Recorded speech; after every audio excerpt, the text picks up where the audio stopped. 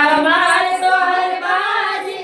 लागल देवरवा हमार तोहर बाजी लागल देवरवा हमार तोहर बाजी लागल देवरवा हमार तोहर बाजी लागल देवरवा हमार तोहर बाजी लागल देवरवा पहली बाजी बगिया में लागल पहली बाजी बगियवा में लागल पहली बाजी बगियवा में लागल पहली बाजी बगियवा में लागल हमार ने तोहर डाली देवरवा हमार ने तोहर डाली देवरवा हमार ने तोहर डाली देवरवा हमार ने तोहर डाली देवरवा हमार तोहर बाजी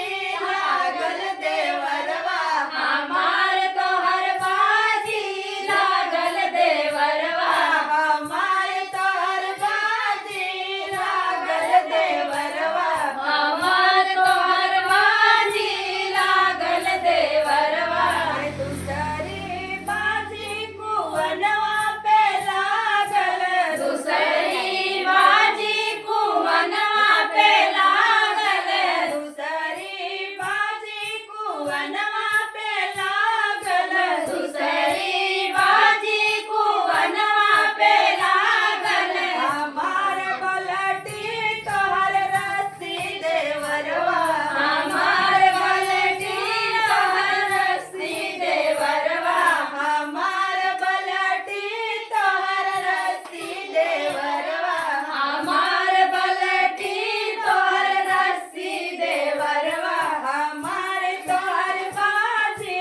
लागल देवरवा हमार तोहर बाजी लागल देवरवा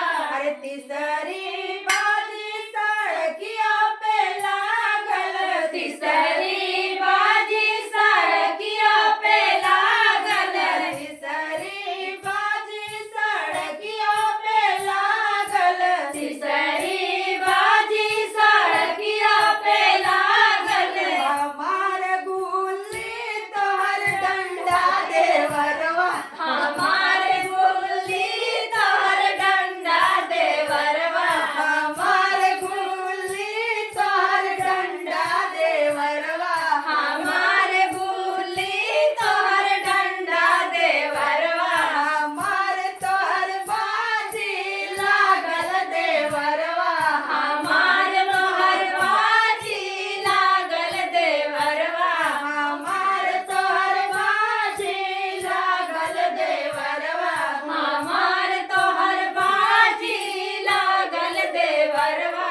चौथी बाजी से जरिया पे लागल चौथी बाजी से जरिया पे लागल चौथी बाजी से जरिया पे लागल चौथी बाजी से जरिया पे लागल हमार गादा तोहर तकिया देवरवा हमार गादा तोहर तकिया देवरवा हमार गादा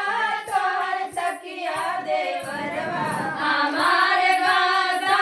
तोहर तकिया देवरवा हमार तोहर बाजी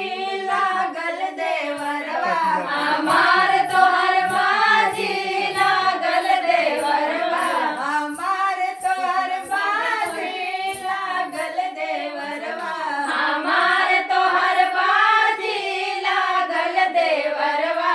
तो ये गीत कैसा लगा आप लोग कमेंट में जरूर हाँ डंडा बिल्ली वाला गीत बहुत बढ़िया बा डंडा बोली वाला गीत बड़ा निकला कटिया दूसरा वाला